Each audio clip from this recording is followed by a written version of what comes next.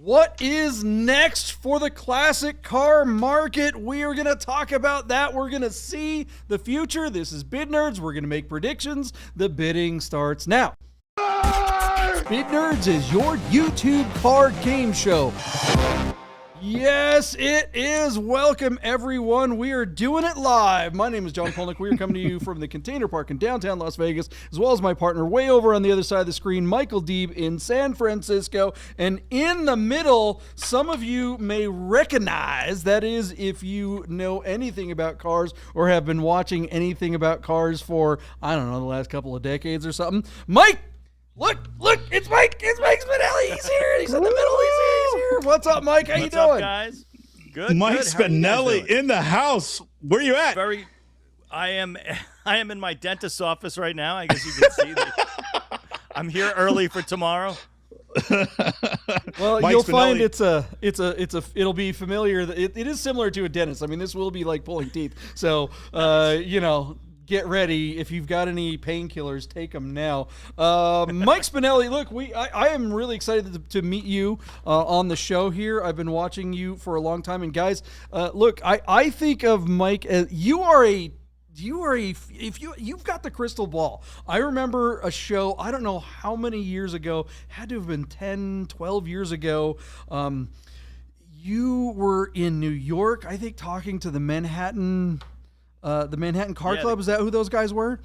Yeah, the Manhattan Classic Car Club. It's Michael Priccinello and Zach Mosley, and they were the guys that I used to do a lot of those episodes of After Drive with.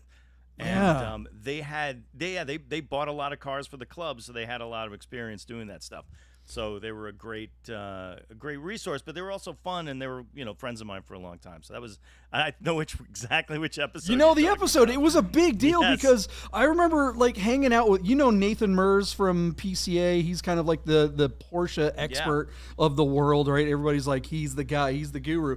I was hanging out in Washington State. We were at his 993 Fest back in the day. I owned a 993 at the time, and he did this thing every year. All of us 993 guys got together, and I had just watched that specific podcast episode, and you guys talked about how the 964 was coming up, and at the time nobody wanted a 964, and I mentioned that at the table. I'm like, I think the 964, I actually wanted a 964 more than I did this 993, but it just turned out that way, circumstances. And I swear to God, they all acted like I shit in their baby's crib or something like that when I suggested that the 964 might overtake the 993. But you called it. You were the guy, and that's why I think you're perfect for Bid Nerds.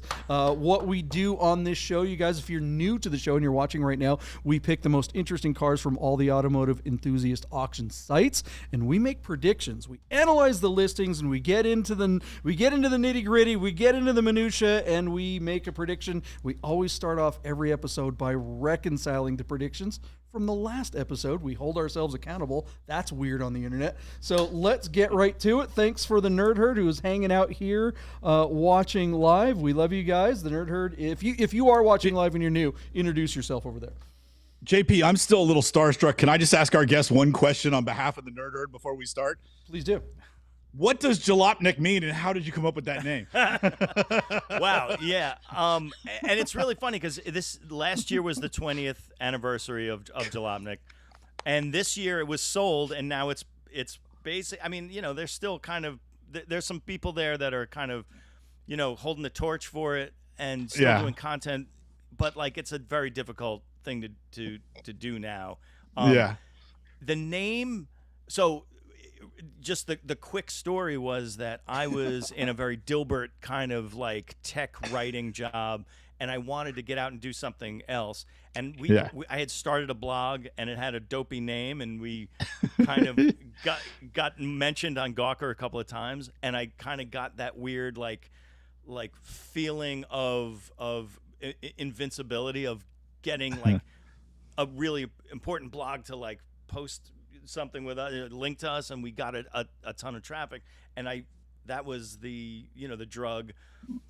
And I found out that Gawker wanted to start a car blog, and I got in touch with Nick Denton, who was the head of Gawker, the founder of Gawker at the time, and he said, "Hey, I don't know anybody else in New York. Just go ahead and give me 2 weeks worth of posts."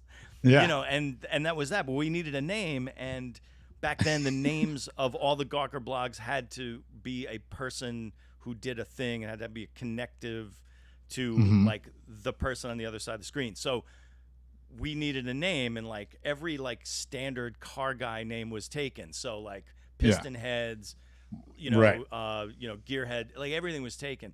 So we were like, well, what?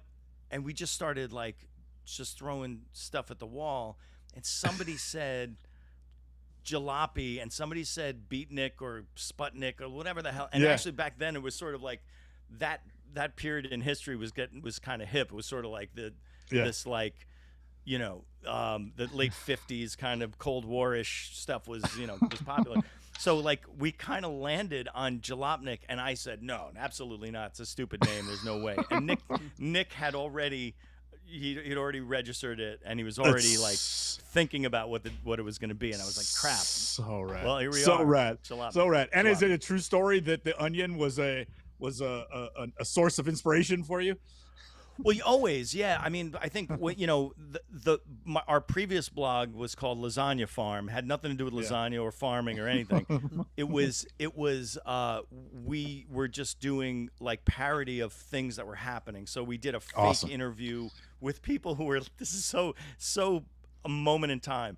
We did a fake interview with a guy who was leaving Friendster when people were leaving Friendster to do whatever was next. So I forgot what was after Friendster, but they were leaving Friendster, and they were, and Gawker ran with that, and so I mean the parody part was because the Onion was such a cultural force in comedy. It was like, you know, it would have been like you know, National Lampoon was before that, or Mad Magazine. It was like the written comedy, you know, like moment. So that's what we got our inspiration from. Yeah. And now you're on Bid Nerds, so I mean, geez. Hey, Bid Nerds. Hey, talk about Bid Nerds. seeing the future. Oh yeah. And I don't know. I got to say, I always feel like, you know, I haven't been doing this as much as I used to when we were doing the Porsche stuff back in the day. Like.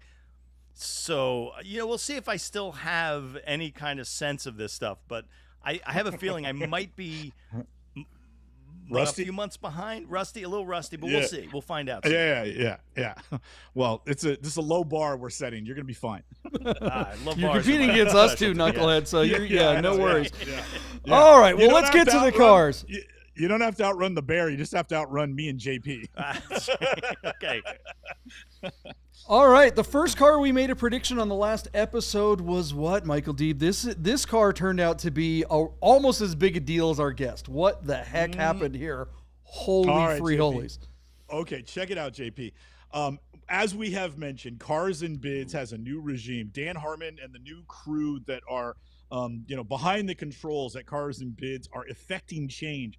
One of the first things they did was remove the restriction on a date range for more contemporary cars to open up the auction platform to start selling classic cars. And of course, they're going to shine the brightest lights on some of the most collectible and important cars that they are fortunate enough to run with and work with. As a featured listing that ran nearly, I think, 2 weeks, if I recall correctly, was this 1973 BMW 3.0 CSL Batmobile. JP, I found out they did not make that many cars, hardly at all of the Batmobile. 1,100 CSLs over a couple-year production, and the Batmobiles were indeed just a fraction of that. This particular car is listed on a bill of sale out of Torrance, California, and showing just 11,000 kilometers from new. JP, we love the car. We love the marketing and all the extra attention that this car has gotten, both from Cars and Bids and in the marketplace. This car showed up in one of my feeds on the Daily Vroom, I think, as everybody is really watching to see what Cars and Bids can do as they, start to grow this classic audience. JP, we like the car, we like the assets, and we like that Cars and Bids is attempting to sell cars like this. We remain eternally skeptical because we're a couple of crotchety old bastards, and we wondered aloud, the basic value for a CSL is just $192,000. We see CSLs bring significantly more of that, regularly touching $300,000 and $400,000. This generation of the BMWs is currently in a soft lull. And with that in mind, I thought our car was going to be a bit of a struggle. And I thought that this car would only hammer for $250,000 when I believed that the true value for this car was $300,000, closer to $400,000.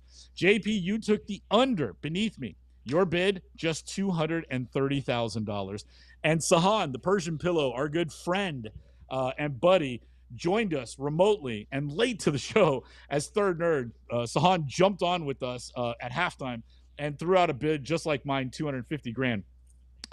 So, Mike, I'm sure you're familiar with the Batmobile. I wouldn't be surprised at all that you've seen a few of these in your lifetime. Maybe you've even been in one. They're pretty cool. They're not particularly powerful, but this car was so successful at racing.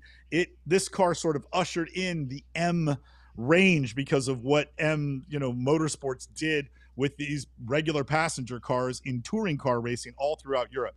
Cars and Bids is now getting into the game. And we wondered if they could really get a retail number for a car like this. What are your thoughts on the Batmobile? And just throw a number out that you think this might have hammered for just the other day. Yeah, this is absolutely one of my favorites. I love that era of touring car racing. Obviously, I love the look of this era, and then the obviously standard CSLs, sure, but like this really has it. So the number that I started thinking of when you showed this car, I said 380. I don't know why, and then I backed it off to 325. Okay, let's go with 380. Okay, let's go with 380. All right, let's go with 380. Let's go with your instinct. Let's go with your instinct because you're new at this, and we want to make it easy for you. Our car hammered for $381,000 where it sold on 74 bids.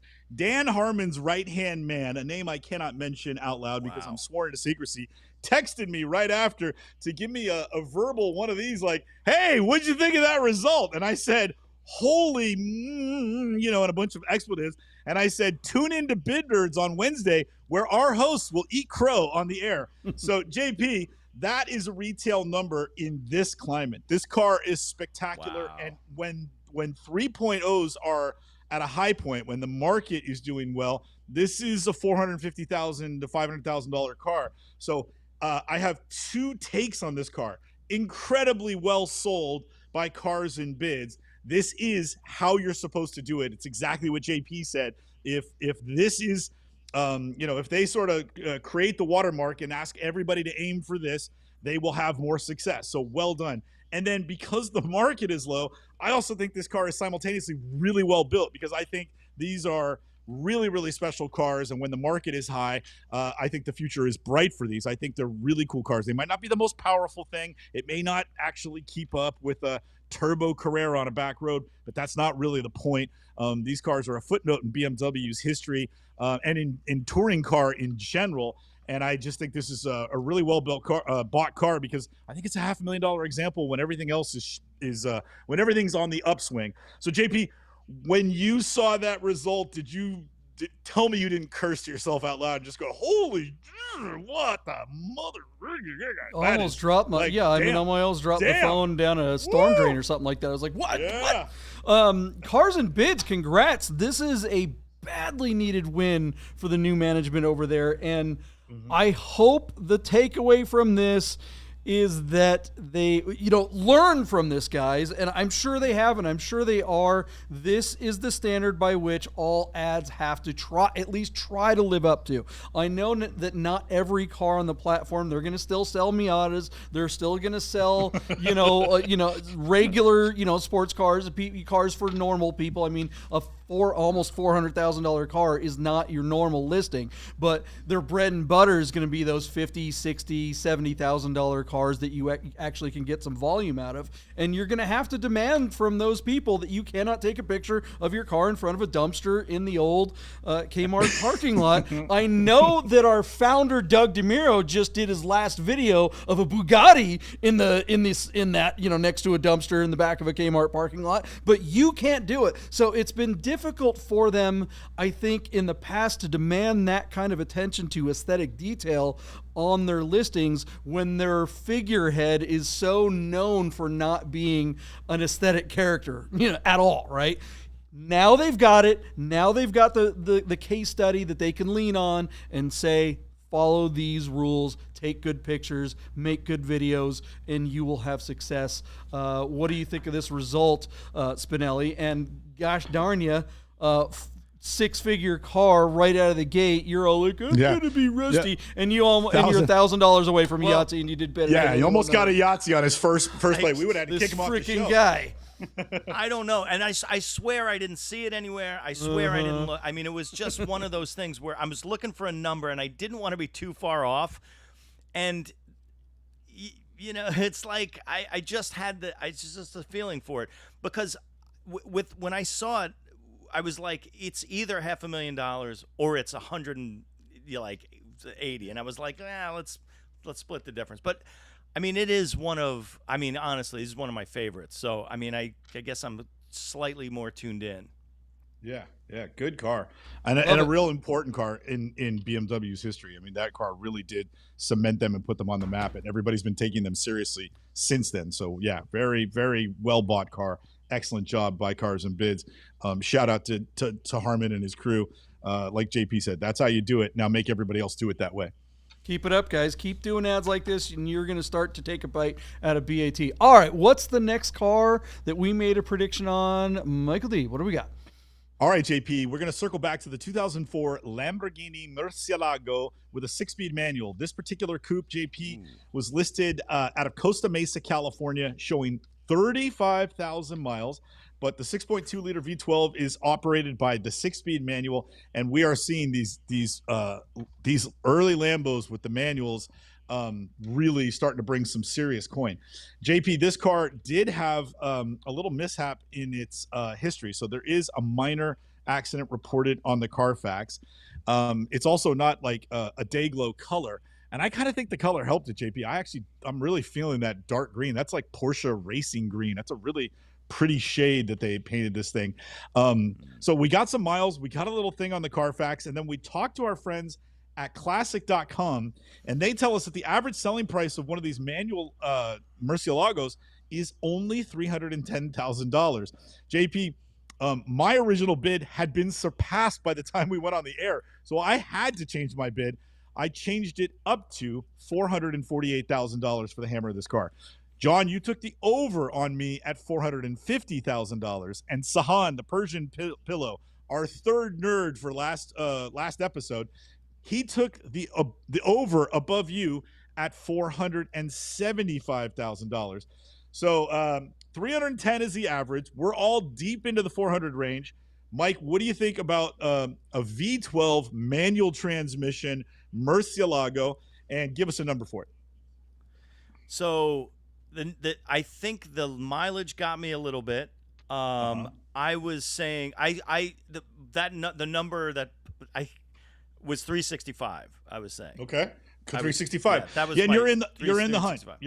You're in the hunt. We'd have to do the math, but I do think you're closer. You're about 40 grand away. I'm about 42. So yeah, I think you beat me by $2,000. Our car hammered for $406,666. Where it sold, JP, on 30 bids. So 35,000 miles and a minor accident. This guy gets over 406. Let's call it 407,000. That is $93,000 above the classic average. Tell me these cars are not having a moment. I mean, run down to your Lamborghini dealership and buy them all up. There's $100,000 in them if they haven't updated the pricing since this thing hammered the other day. JP, these cars are moving. That's a hot car right now, especially if you can find a roadster. Yeah, and I mean, Roy over at Cats Exotics up in Seattle, he's cornering the market on these things. The same guy who won this auction won the black one that we covered not that long ago. He bought car for $475, and that is now listed on his website for $575. So there you go. These look. We always say that, BAT started out as the auction site where you would get a deal on the car that you've always wanted. Now it's the auction site where you find the car you've always wanted, because you can't find it anywhere else, but you're probably going to have to pay a premium for it. There is still the possibility of making money buying a car on BAT where you'd think that's the premium. Someone like Roy up there in Seattle, he knows this market. He has a lot of people who come directly to him for stuff like this. They're not making any 6-speed manual 12-cylinder Lambos ever again, probably. So these cars are only going up, in my opinion, and this is right in the young timer market. Millennials are driving the classic car market. They are now moving into their young 40s. They're moving into their peak earning years, and they're, if they even had kids, they're probably out of college, or they're probably not going to send them to college. They're just going to have them go to Grok or Chat GPT and learn everything they need to learn there, and they're going to save all the money for themselves. I don't know. Mike, what do you think of the results of this amazing 6-speed Lambo? Yeah. Well, I mean, I think you're absolutely right. I mean, it's a poster car. It's a manual. It's a beautiful color that's non-standard, and like that is really, like, that's one of my favorite. You never see a Lambo in this beautiful green. I don't even know what they call this green.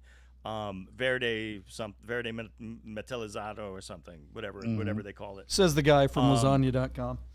Yeah. Right, exactly. Yeah, I mean, it's a special. It's really kind of like you got to really this is sort of a nerdy version of the old exotic 12-cylinder, again, like 12-cylinder manual. It almost sort of, it could have even gone for less if it didn't find its niche, but again, like, you're right. I mean, I'm off because a $500,000 Murcielago is not in my brain yet, right? So Right. This is where I'm kind of behind on it. Like, I'm not in the $500,000 yet, but like, yeah, absolutely. Also, it has so much character that, again, like, poster car character, that particular V12 and a manual, yeah, you could see it.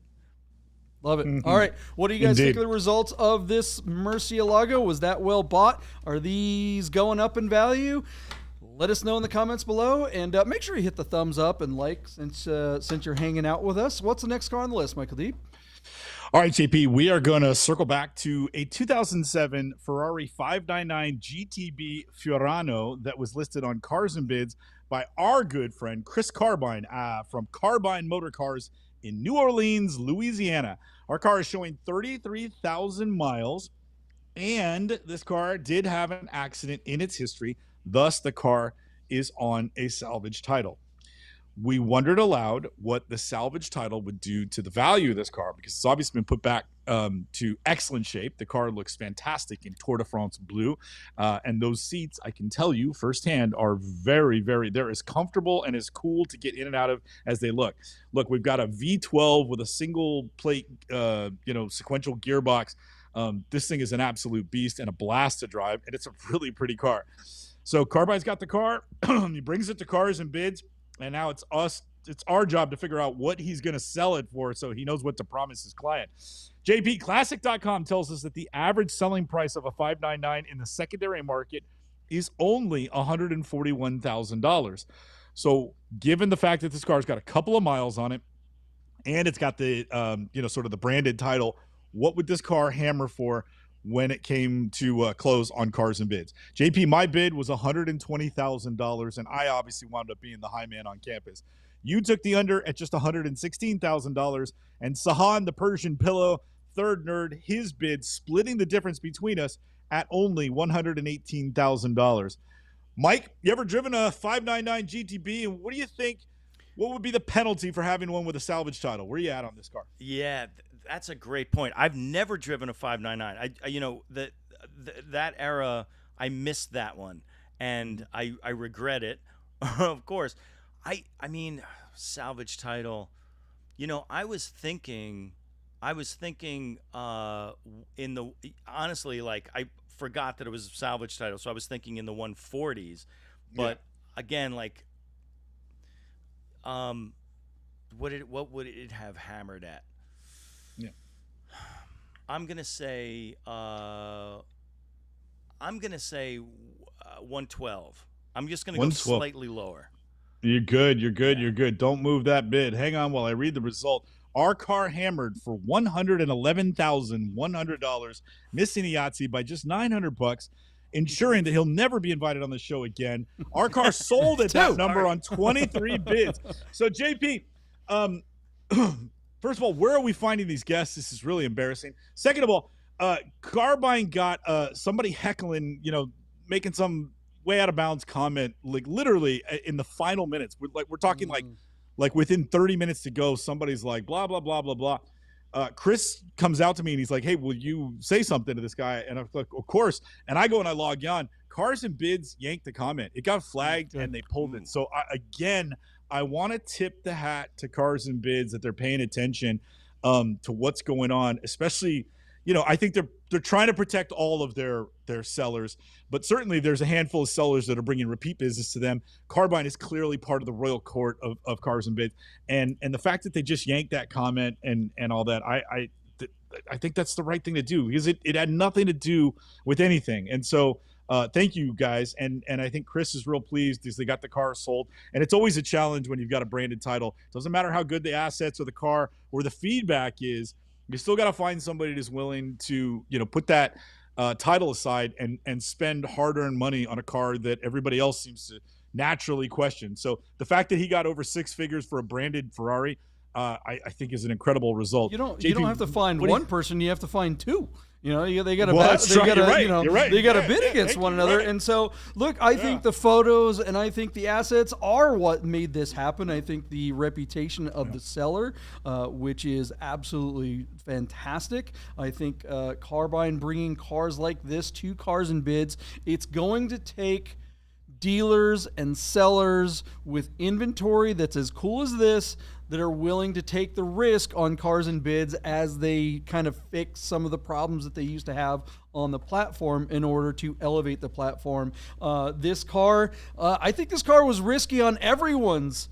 This car was risky for Cars and Bids, and kudos for them to take the challenge because a salvage title is kind of a big deal. We never really got into why this car has a salvage, because I think that's a really important part of the story, and we don't have time to get into it here. But like, if the car was in a flood and that's why it was salvaged, that's kind of scary. If the car had, a lot of times cars kind of hit that depreciation curve, and at their lowest value, like say, I don't know, a 964 that Mike Spinelli said, hey, this car is going to be worth something one day, right? Those cars you could get a 964 for 15 grand for a decade or more.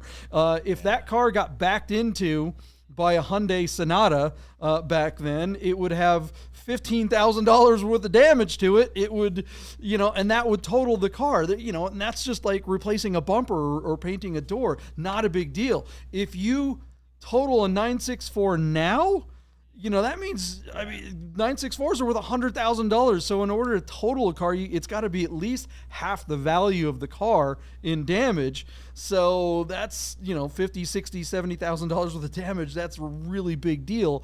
So it really makes a big difference on why the car had the salvage. And I'm sure this one must not have been that big a deal. And I'm sure the people that were bidding on it probably were paying close attention to those things. And what got them there, what got them to the point where they're willing to go down that rabbit hole and find out, is the fact that the photos and the videos and everything, the presentation of this car, the listing on the platform was perfect. And kudos to Chris. So great job, everybody. Yeah. Hey, nice work. JP, I just want to tell you, Carbine is reminding me, the winner of this car is watching the show tonight. Oh, nice. JP, that guy resides in Vegas. This car is coming to Las Vegas. Oh. And as such, I think we should formally invite him to Cars und Cafe, which is at the Good Wolf on the last Sunday of every month. I think that's the 27th, if I'm doing that by memory. July 27th. So hopefully the winner will have his car by then, and he'll run it down and hang out and meet everybody. We'll have to get Wade to bring his down, right? Yeah, and have a 599 and then there'll be two. display. All right, guys, let's move on. We got lots of cars to cover. What's the next car on the list? Michael D, let's be a little quicker on this next one here. We took a quick peek at a 1966 Austin-Healey 3000 BJ8 Mark III. This is sort of the last iteration of the Austin-Healey, dating back to the early 1950s. Those early cars are super collectible and still bringing well into six figures. But these later cars are starting to suffer in the secondary market. As such, a car like this, as beautiful as it is and as dreamy as these photo assets are by our friends at Compass Collective out of Vista, California are, this particular model of the car simply don't bring six figures unless it has maybe some sort of racing provenance. Our car looked excellent, and we checked in with our friends at Classic.com. They tell us that the average selling price for the 3000 BJ8 Mark III is typically $56,000. This car has had a lot of the typical repairs that you would have on cars like this that were prone to rot, evidence of work being done, and the car is presented really well. With all that in mind, I thought this car had a chance to get to $48,000, where I assumed it would sell if it got into that range. JP, you took the under at $45,000, and Sahan was our third nerd. He came in at $41,000. So, Mike Spinelli, any love for British cars, and give us a number on this one. Well, maybe too much love for British cars, especially this one, because I was going to go with all the money at 60. That was my number. So I'm putting it all on the line on this one, but I just thought, because it looks like a great example. It is I would imagine the easiest one of these to own. Again, I don't know the nuances, but what the hell? I'm gonna go with all the money on this one. You go for it. That's all right. We like it when you're wrong. Anyway, so this particular car, a guy named Healy Rick shouted us out in the comments. Healy Rick told us that Healy owners and collectors are as Byzantine as the Porsche guys, the air-cooled Porsche guys, JP. So this car got a lot of love. But for whatever reason, this car they're just so soft, and it just simply did not hammer. JP, our car hammered at $38,750, where it failed to sell. That was the high bid. Look, Compass Collective is a brick and mortar shop. Look them up. If you're still interested in the car, I think they still have access to it. Perhaps a post-hammer deal could be made. Excellent presentation by those guys, and they do sell a lot of Porsches. I'm sure we'll cover more cars from them in the future. JP, should we just jump into the next one and then get to the break? Let's move on. Yep. Okay, we also took a quick peek at a 1961 Rolls-Royce Silver Cloud 2 that came to bring a trailer, a listing, and an owner that is friends with our buddy Chris Carbine out of New Orleans, Louisiana. This car was listed out of Houston, Texas, JP, and I just don't know a lot about these. I think the funniest moment of our presentation is when Sahan gave his take and said, I just want to put it on bags and put big 20-inch wheels on it, which I've imagined almost every car in that regard, but not a Silver Cloud. That almost made me blow a snot bubble. JP, our friends at Classic.com tell us that a Silver Cloud typically brings about just $59,000. This car looked like a beautiful presentation. The car really does it stands up great in studio lighting and photography. I thought the car would go to 80. JP, you took the under at 75, and Sahan went to 50. So, Mike, I don't expect you to know anything about Silver Clouds, but what's your take on this car? Yeah, I mean, it's interesting. My head went to the audience on the site for something like this, right? It's not non-standard car for the site. But again, I don't understand the nuances of this particular collector market. So I would say, I'm also thinking higher, and I know I was wrong on the other one. I'm gonna go with 55 for 55. Okay, so you're coming in just under the average. This car did wind up doing well. My guess, which was a pure guess, was pretty close. Our car hammered for $78,500 Wow. where it sold on 53 bids. JP, you were at 75. I beat you by a few $100 as we sort of straddled this one. Our car sold on 53 bids. So JP, if the average is 60 and they're bringing almost 80 with a nice presentation, hats off to the seller. This must be it's clearly a restored and refurbished car, but it looks like it was done to a high standard. I cannot imagine they retrieved all their money, but I mean, it certainly went above the average, so congratulations to the seller. Yeah, I mean, we're admitting that none of us really know much about these. It's achingly beautiful, and it belongs here on the Vegas Strip if it had air conditioning in it that works. Yeah. One of the great things is that we have great fans and people that watch the show, and we had someone, one of the Nerd Herd fans, made a comment after the show was live. Jim Facinelli, I don't know if he's watching right now, but he said he claims to be an aficionado on these, and he says that you can actually wrench on these. These can be worked on by the corner shop. If someone, you don't need special tools and you don't necessarily need special knowledge. There are some exceptions with, I think, the windows going up or something like that. But that's always great to hear that there's a way to hold on to something like this. I mean, I think a lot of people really shy away from cool old cars because they're scared, and rightly so. The cost of repairing old cars is going through the roof. So I love that this car still has a life left in it, and I think Sahan's right. An LS3 with on bags of big old wheels. Come on. All right, let's take a quick break. We will be back right after this, guys. Don't go anywhere. We got Mike Spinelli, and we're doing predictions. Hey guys, you're probably looking at your watch and wondering if Bid Nerds will ever end. So you better talk to our friends at Our Smiths to make sure your Rolex, Tag Heuer, AP, or any fine timepiece is in tip-top shape. Our Smiths, fine Swiss repair. All right, we are back.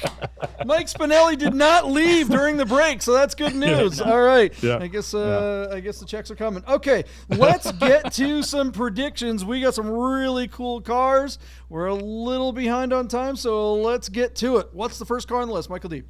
All right, JP, we are going to jump over to P-Car Market. They are currently listing a 1984 Porsche 930 Turbo Kremer DP Group 5 Street 2 conversion. I mean, JP, what a mouthful. This car is ridiculous. I mean, basically what we're talking about is a 1984 930 Turbo. It's been treated to what I assume is a largely fiberglass slant nose body kit. Deja vu, JP, huh? Mm-hmm. And then what we've got, JP, I don't know if you got into this, but I looked down. It's interesting because P-Car Market didn't really touch on the horsepower, but the seller stated something. They listed some literature on the car, like somebody did a magazine article on the car, perhaps in period, when people made magazines and other people read them. But in that article, they stated that this car was pumped up to 700 horsepower. I'm sure that was his race trim, but holy God. I mean, even if they detuned it to 550 or 600, that's outstanding performance and just an unbelievable car. Check out those Recaro seats. I mean, this thing is just achingly cool, and I love the the kind of contrasting colors of the yellow and the green on the red. It's not cohesive, and in essence, it's so weird and stupid that I actually kind of like it, which is amazing to me because I like things to be more pleasing to the eye. But this one's so weird, I can't get enough of it. The big question, JP, we know P-Car has been struggling to get cars. They've been struggling to get bids. Are they going to struggle to sell this car? That is why we're paying such close attention. So shout out to the Nerd Herd. At least 2 or 3 people sent this car to me from the herd for the show. I can't name you all here because I don't remember who you were. So there you go. JP, what do you think of the DP with a real turbo motor? No V8 under the hood of this one, John. What do you think? Yeah, right. Definitely missing my LS3 swap. Loving the DP thing. How come we never see DPs with actual DP wheels? What the hell? What do you think of this car, Mike Spinelli? Well, it's so funny because right before I left after drive and stopped doing the show, I wanted to do one on German tuner specials of the 80s. And it was like, this is the Kremer cars. This is the one that I would have wanted to do a ton of stuff on. But anyway, like when it comes to well, first of all, you're absolutely right. Like if you were to look at my Pinterest page, which I am sort of pitching, or I'm sort of what do you call, like, I mean, people don't know that I have a Pinterest page, but I have a ton of German tuner specials on my Pinterest board. Nice. Which yeah, you could go there or not, it doesn't matter, but I love this era, the BBS wheels, the fiberglass, you know, like, this is what you would see. Well, maybe not this particular kind. You'd see it in white, but if you stop by where the Knicks used to practice at SUNY Purchase College down here back in the 80s, you would see the white ones of these with the black wheels. And yeah.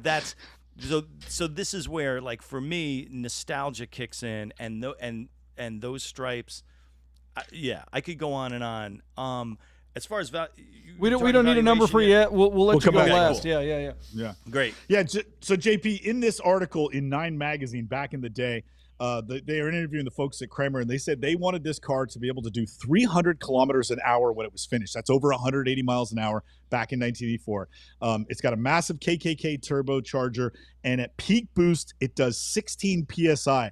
And this car, this Street 2 G5, is rated at over 700 horsepower.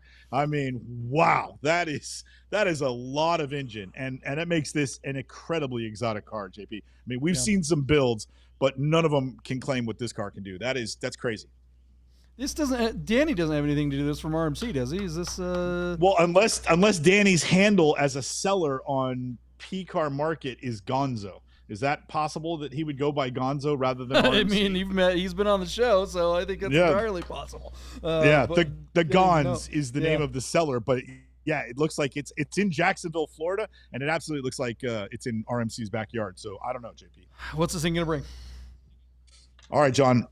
There is, with Classic.com, there is a column for modified 930s, and that number is only $126,000. JP, our car is currently sitting at $90,930, and it closes essentially in 2 days from now. So what are we, Wednesday? It's going to close on Friday. John, I think this car has a chance to hammer for $184,930 because it was at $84,930 when I looked at it, and I figure there's another 100 in the audience for the car. But I have a sneaky suspicion with a motor that exotic and a car with this kind of provenance and rarity that the true value for this might be north of 200. This could have like a $400,000 ask. It could be a $350,000 actual cash value. And so 180, which is my dream number for P-Car Market, might not get it done. So I'm going to say 184,930. I do think they'll get to there, close to 200, but I don't know if that's enough to get it done. I think if it hammers under 200, it's for sure an FTS. And this is a really tough car to sell. I mean, even for BAT, this would be a hard car to sell. But P-Car Market, it's just going to me, it's going to wind up in Marketplace. JP, 184,930 to you. That's a good number, and I think you're right. Look, we saw Ice Machine, the Kremer that I did the feature on Cars Unknown years ago. That was like one of the first features we did on Dirt Fascination. That sold on Sotheby's for two and a half, years ago. So, these Kremers, go ahead. JP, in that video, did all the cows in your video have to, did they get a SAG card for that performance? No, but I did get electrocuted going out into the field to film the car driving by, hit my head on an electric wire that I didn't know on the electric fence. Felt like someone hit me with it. Yeah, it was, and which is why I've been a little off ever since. Yeah, this car, obscenely cool. P-Car Market ain't going to get over 200. It's worth more. I'm going to say 189.30 and say that it winds up in the deal tank for, let's call it 260. Mike, what do you think? Yeah. The number that popped into my head while I was looking at it, and it's all the money in terms of what we're talking about right now. But I feel like if the right couple of buyers want this, the number is 237. That's what hit. So I don't know whether, it's a little bit ambitious, and it requires the right people to roll in at the right time, but also I love this thing. Like this is my childhood. So like I'm gonna go with all the money. 237 is a great number, Mike, and obviously none of us know what the real value of these cars are. I think they're really hard to price anyways. But if it hits 237, if it hammers for 237, do you think it sells at your bid? Does it feel like it's enough to get it done, or do you think they're worth more? I think it'll get it done. Yeah. I think it will. Okay. I think that if you want more than that for this, good guess. You're maybe you're sort of. I just don't understand why anyone's bothering with P-Car Market anymore. I mean, they're just spiraling down the drain. Cars and Bids would be a better place for this car at this point. Cars and Bids is on an upswing. Really, BAT is the place for this car. This car is definitely getting over $200,000 on BAT, and all the reasons why you wouldn't go on BAT before, which were they used to have the big barrier to BAT was that it took so darn long to get cars approved and going through their copywriting process and everything like that. It would take weeks, sometimes even months. But nowadays they get it done in a couple of days, and as soon as you approve the ad, I mean, how fast did my car go live? We said yes, and it was like, oh, it's on. Like what? It was like they used a time machine. Yeah. It was on already. So I don't, who's wasting their time with P-Car Market? It's so stupid. Yeah. BAT. If you have your stuff together with BAT, it's like flying the Concorde. It lands before it takes off. You know what I mean? That's a good way to put it. All right, what do you guys think that Kremer will bring? Let's get to the next car. What do we got? All right, JP, we are going to look at a 2019 Chevrolet Corvette ZR1. This is a coupe, and the coupes are basically Targas, JP, and then they have full convertibles. So this is they call it a semi-coupe because the Targa top comes off. 3ZR ZTK 7-speed transmission, 7-speed manual transmission.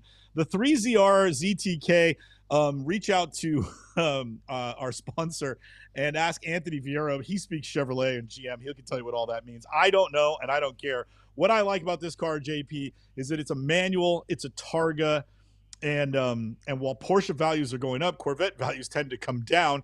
And I just wondered if this would be an inexpensive, like hooligan amount of horsepower and fun, because again, it's a manual.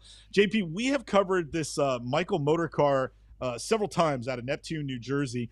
He's got a beautiful showroom. He gets excellent cars. But the guy can't help himself, JP. First of all, he sounds like Spinelli's uncle. He's got that draw, that New York draw, and he inserts himself into all his own driving videos, and he monologues like you're riding with him to the shore. You know what I mean? He doesn't monologue like a salesperson or he's doing a media review. He's like, oh yeah, isn't this thing amazing? It's fast. And JP, the worst driving videos in the world. He's got his hand hanging over the steering wheel and his other hand on his resting shift knob, and he's sitting. JP, he's sitting like side cocked in the driver's seat, and then he's blasting this 700 horsepower Corvette. He's literally at the shore in this car. It is pure comedy, and it's nails on a chalkboard for my media friends in production that are on the show on the panel with us tonight. But JP, I couldn't help myself. Our buddy Kai, my intern for the summer, he actually picked the car for us.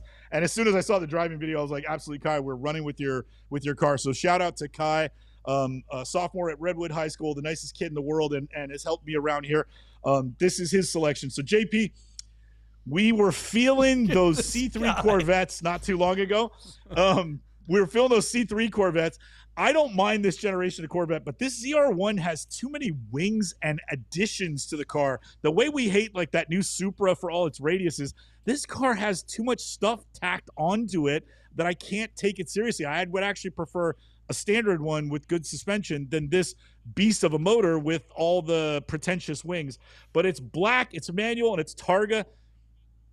If you won the lottery, JP, would you wind up like driving this as your daily? Where you at on the ZR1? If I lived in a double wide, this is definitely the car you're going to pick up. I mean,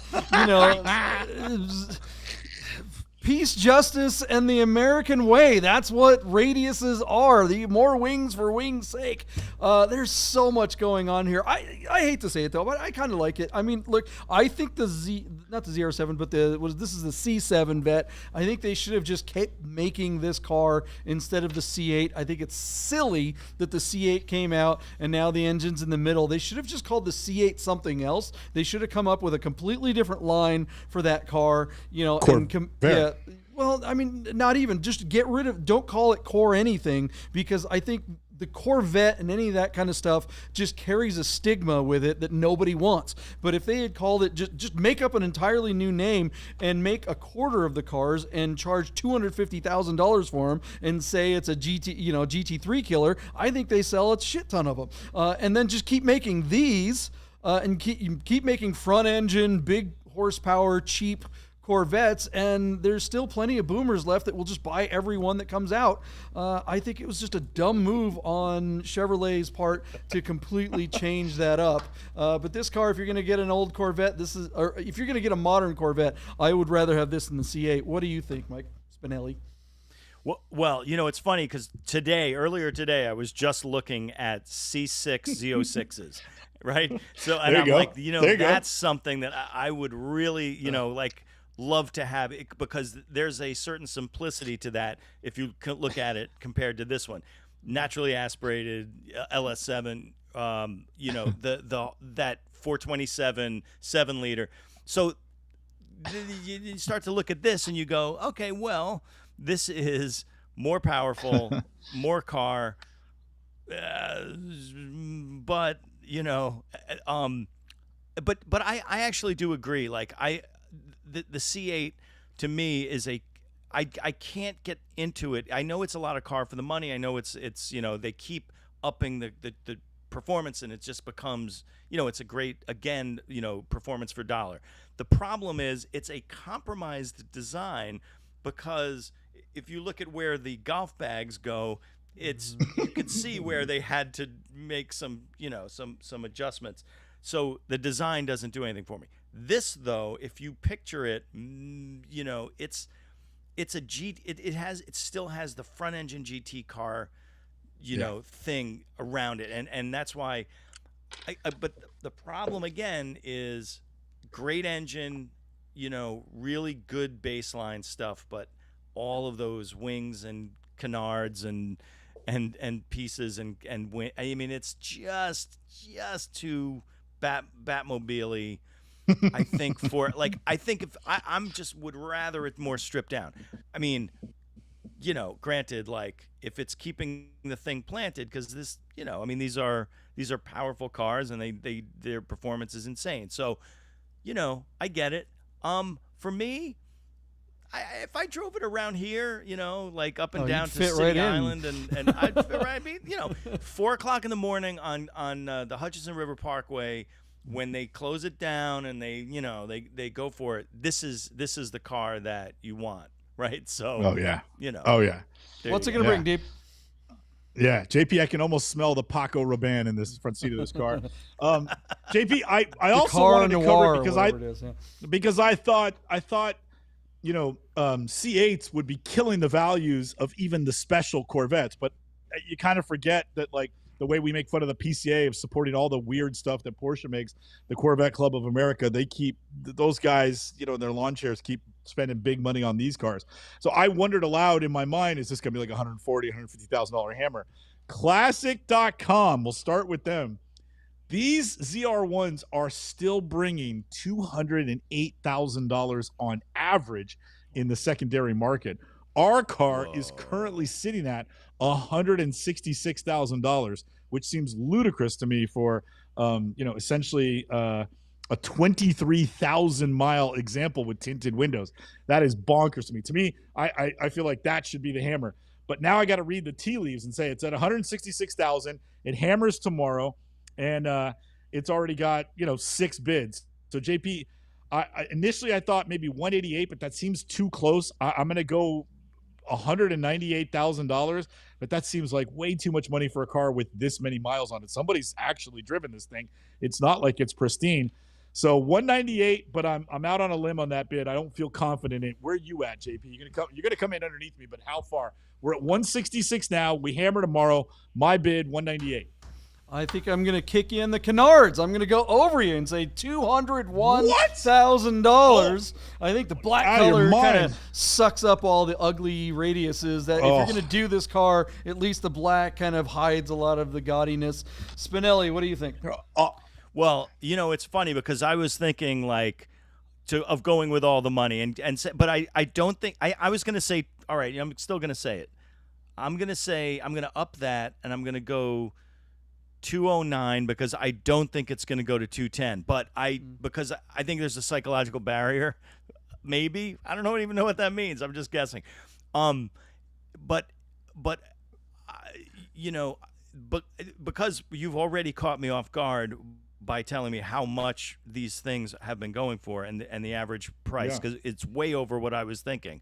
Me too. It's great to see. It's amazing to see Corvettes not completely depreciate after 5 years. So you know what? I'm just gonna, if it's already there, I'm going all the way, or halfway. All the way. I'm sitting here in shock, JP, that we're talking about $200,000 Corvettes with 23,000 miles on them that aren't from before I was born. That just is bananas. Yeah. I can't believe it. So anyway, good pick, Kai. Thank you. Let's do two very quick ones, Steve. We've got 5 minutes. This will be really fun. All right. Speed round. The car that Spinelli was conceived in the back of, a 1989 Toyota MR2 Supercharged, of course, leading to his future career. Our car is on Cars and Bids, showing just 49,500 miles on a clean Colorado title. JP, this is Radwood era. This one is stock. This one is on the right platform for this car. And I mean, man, the average selling price for these, JP, is just $21,000. I think this car is going to go over that number. Your thoughts on the Supercharged MR2? Give me a number. Not that long ago. Give me a number. Okay. All right. So my number is going to be $25,000 for the Supercharged MR2. Where you at? Yeah, I mean, I saw this listing and I got all excited. I'm like, oh, T-tops. It's got all the 80s fizz, a supercharger. But then you get to the interior and it's like, this is an automatic, guys. It's auto tragic. Oh, I missed it. It's like, no, it's so sad. I was seriously thinking I might bid on this car because Anthony Vieira loves the idea of me getting Anthony Vieira from Our Smiths, one of our sponsors. He loves the idea of me getting an MR2. He doesn't, and there it is. It's so sad. I wanted this car. Your number was what? 25. Yep, and the car is sitting at $17,250, and it closes on Friday. It's at 24 bids right now. So $17,250 with 2 days to go. Where you at? I'll give it $19,000 and hand it off to Spinelli. What do you think? Wow, we are. I mean, there's a very small margin around here, so it's going to be close to that. I would have said less than 17 because of the automatic, but it's already been there, and that's a nice. Okay. So let's go. I'm going to say, I think it's going to go over 20. I'm going to say 20, straight up 20. 20. Okay, there we go. $20,000. Good bid. The car looks brand new, and it's got a super low odometer. That's what's helping it along, where the automatic should hold it back. JP, one last car. It's a 1983 Ferrari Mondial. The early ones were called an 8, and they had these rubber bumpers. They made a second version of the car with the 4-valve head. So this is a Mondial Quattrovalvole. So it's a 3-liter with a 4-valve head and has those early rubber bumpers. Those 16-inch wheels come from a later car. The original wheels, which I think are actually prettier 16-inch wheels, are included in the sale. So you get 2 sets of 16-inch wheels with the car. Black, manual transmission. Car's got a few miles on it, 61,000 miles. JP, listed by our friends down at More Imports in Monterey, California. Our friends at Classic.com tell us that the Quattrovalvole Mondials only bring $38,000, but Moore's car is currently sitting at $32,000. And JP, get this, it's got 3 days to go until it closes. So, I mean, is this car going to hit 60? John, my bid, I'm going to go all in on this. So say 38. I'm going to go $48,000 and say, I don't know how, I don't know why, but Mondials are hot right now. Where you at on the 60,000-mile 4-valve head in the Grigio Titanio Metallizzatio. Where you at, JP? I know you love these cars. Is that off? Are those off-road tires? What the hell is going on? I'll go. What was your number? What was your number? 48,000. 50. I'll give it 50 and hand it to Spinelli because he's got something to say about this car. I thought I was the only one who loves Mondials. And honestly, it's this one. I almost bought one of these years ago. It was in the It was in the 20s. I would love to take this one home. I know that everybody tells me why I shouldn't, but like I still there's something of Mondials I love. Man, I don't feel all the money though for this one. I'm gonna say 46.5. 46. Is that going to be your 46.5? Are you bidding on this thing? I mean, maybe that's my bid. Right? Yeah. 46.5. You might take it home, Spinelli. You better call your insurance agent right now and run that VIN. Yes. We sold a Dino, a 308 Dino not too long ago, and it brought 60. And I think this is just such an amazing car. A lot more. I mean, they're very, very similar in a lot of ways. I don't know. I haven't driven one of these in a while. Yeah, it's the replacement for the 308 Dino. This is the car that Fiat made Ferrari build. You know. Love it. All right, what do you guys think of the Mondial? Let us know what you think it'll bring. And Mike Spinelli, thanks for hanging out with us for a live Bid Nerds. Where do we find you when you're not on Nerds? Mike, can you have a discount code so we can renew our subscription to Autosport Magazine? How does that work? Yeah, hit me up later. I'll hook you guys up. I'm head of content for Motorsport Network. That's Autosport, motorsport.com, Motor One, and Inside EVs, and the Global Network. And it's been a lot of fun. Doing my two loves, racing and cars, media in general. And 42 million people in your universe with all those different brands. I read. It's amazing. It's a ton, but it is a lot of fun. I would love to get back to doing writing and being in front of the camera again, and hopefully not with the same hair that I had when we were doing that Porsche At least you video can go back and look at your old photos, and your hair is long, but it's still kind of cool, and you would fit right in nowadays. You go look back, you look at Matt Farah back then, and he looks like he was the backup singer for Disturbed or something like that. That guy does not hold up. All right. That's rough, man. It's hard to take his opinion now when you look back and you're like, ew. Spinelli's over here telling everyone that 964s are coming up, and that guy, all right, Slipknot. Thanks, guys. Thanks for hanging out. We will see you Sunday night. Bye.